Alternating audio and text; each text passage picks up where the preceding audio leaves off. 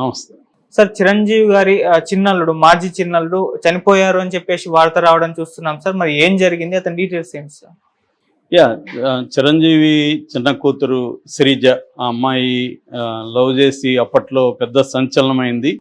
2007లో జరిగిందది. 2007లో ఒక్కసారిగా అది పెద్ద చిరంజీవి చిన్న కూతురు లేచిపోయిందని రకరకాలుగా అప్పట్లో పుకార్లొచ్చాయి.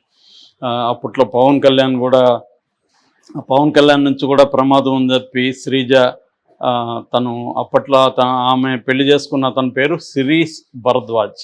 సో ఈ శిరీష్ భరద్వాజ్కి ప్రాణభయం ఉంది మాకు ఇద్దరికని ఆ అమ్మాయి కూడా చెప్తే, అప్పుడు పవన్ కళ్యాణ్ ఓపెన్గా ప్రెస్ మీట్ పెట్టి తన గన్ను తీసుకొని ఓపెన్గా ఈ గన్నుని నేను సరెండర్ చేస్తున్నాను, నేను వాళ్ళకి ఎటువంటి హాని చేయను అని చెప్పి అతను ఓపెన్గా మాట్లాడాడు.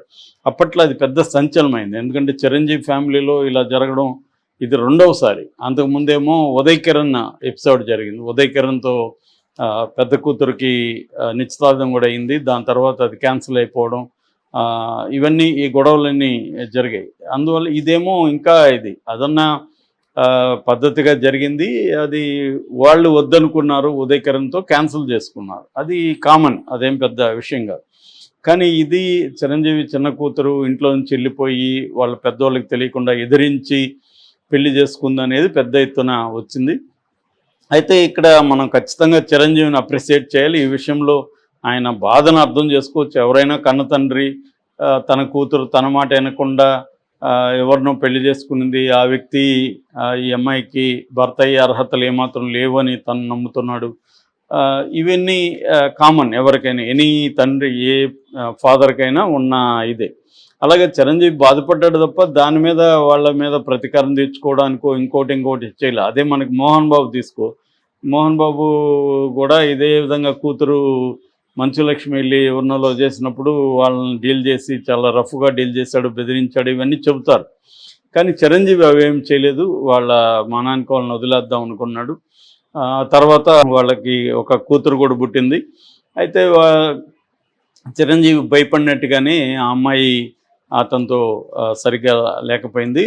వాళ్ళు కట్నం కోసం వేధించడం, చిరంజీవి కూతుర్ని ఇబ్బందులు పెట్టడం, అరెస్ట్ చేయడం, ఇవన్నీ జరిగింది. దాంతో ఇంకా అమ్మాయికి వేరే మార్గం లేకుండా మళ్ళీ చిరంజీవి గారిని ఆశ్రయించడం జరిగింది. అలాగా చిరంజీవి మళ్ళీ ఆ అమ్మాయిని హక్కును తీర్చుకున్నాడు. ఒక పాప, వాళ్ళకిద్దరికి పాప పుడితే ఆ పాపను కూడా తను ఓన్ చేసుకున్నారు. అంటే తన బిడ్డ ఒక తప్పు చేసి మళ్ళీ వచ్చినా పర్లేదు. చాలామంది ఏంటంటే నువ్వు నాతో చచ్చినట్టు నాకు సమానం, అసలు నువ్వు నీ ముఖం నాకు చూపించద్దు, ఈ వ్యవహారాలు అంతా ఉంటాయి. కానీ చిరంజీవి కానీ ఆయన భార్య కావచ్చు, సురేఖ గారు కానీ, వీళ్ళందరూ కూడా తమ కూతురు తమకి నచ్చని ఒక పని చేసి ఉండొచ్చు, అంత మాత్రాన తనను దూరం పెట్టడం కరెక్ట్, కానీ మళ్ళీ దగ్గర తీసుకున్నారు. అలాగే 2016లో వాళ్ళకి విడాకులు వచ్చింది, 14లో విడాకులు వచ్చింది. మళ్ళీ కళ్యాణ్ దేవ్ అనే ఒక అబ్బాయితో 16లో మళ్ళీ పెళ్లి చేశారు. అయితే దురదృష్టవశాత్తు ఆ పెళ్లి కూడా ఎక్కువ కాలం నిలలేదు. వాళ్ళకి మళ్ళీ ఒక పాప పుట్టింది. తర్వాత కళ్యాణ్ దేవ్కి శ్రీజాకి మధ్య విభేదాలు వచ్చాయి. ఒకరినొకరు ముందుగా అన్ఫాలో చేసుకున్నారు. దాని తర్వాత ఇండైరెక్ట్ పోస్టులు వచ్చాయి. అలాగా ఓపెన్ అయినారు. మొత్తంగా వాళ్ళిద్దరు కూడా విడిపోయారు. కళ్యాణ్ దేవ్ సపరేట్గా ఉంటున్నాడు, శ్రీజ సపరేట్గా ఉంటుంది. శ్రీజ కూడా తన కెరీర్ని తను బిల్డప్ చేసుకుంటుంది. ఇద్దరు పిల్లలు, వాళ్ళు కూడా పెద్దవాళ్ళు అవుతున్నారు. అలాగే జరుగుతుంది శ్రీజ.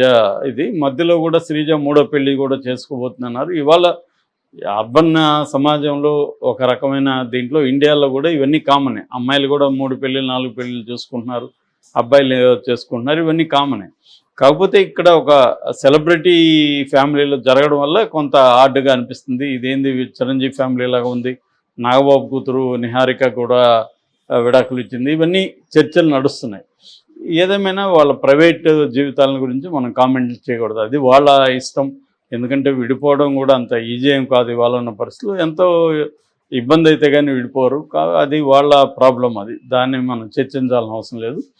అయితే 2016లో పెళ్లి చేశాడు, అది కూడా పోయింది. అయితే ఇటు శిరీష్ భరద్వాజ్ విషయానికి వస్తే, అతను మరి ఒక లవ్ చేసి చిరంజీవి స్థాయి కూతుర్ని, ఏదన్నా అతను ఆస్తి లేకపోతే తనకు కూడా ఏమన్నా సినిమాలో వస్తుందా అని ఏమన్నా ఆశించి చేసుకున్నాడా, లేకపోతే ఒక్కోసారి పెళ్లి చేసుకునేటప్పుడు కొంత ప్రేమతోనే చేసుకోవచ్చు, తర్వాత వాళ్ళకి డబ్బు ఆశ రావచ్చు. ఇలాగ ఏదేమైనా చిరంజీవి లాంటి కూతురు ఏమీ లేకుండా మన ఇంట్లో ఉంటే ఏమనుకున్నారేమో హరాస్ చేయడం మొదలుపెట్టారు. దాంతో ఈ అమ్మాయి బయటకు వచ్చేసింది.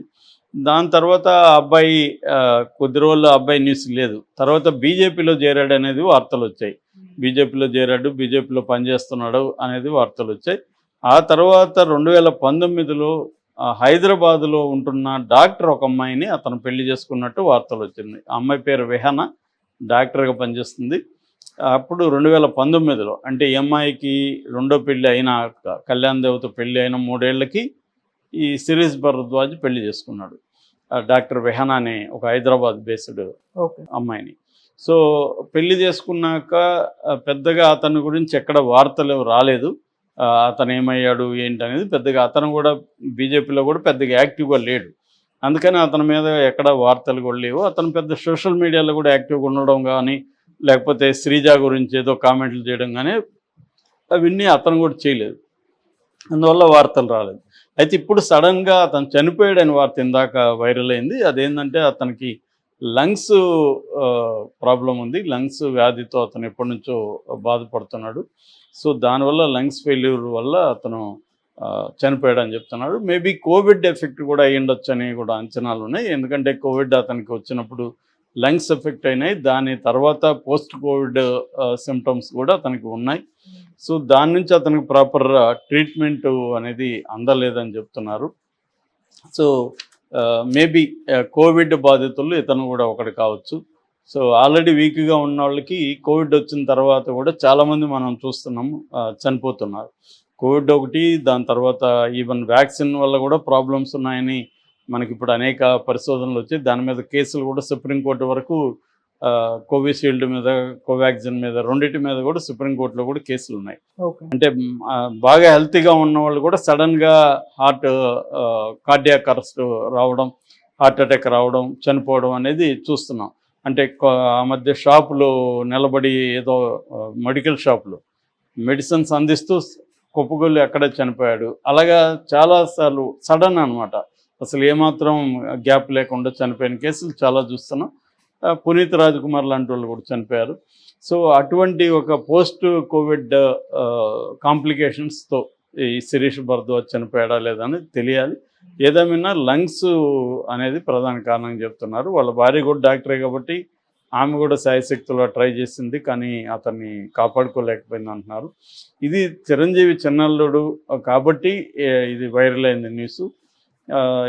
ఏదేమైనా హెల్త్ పరంగా చనిపోయినప్పుడు ఎవరు కూడా ఏం చేయలేని పరిస్థితి.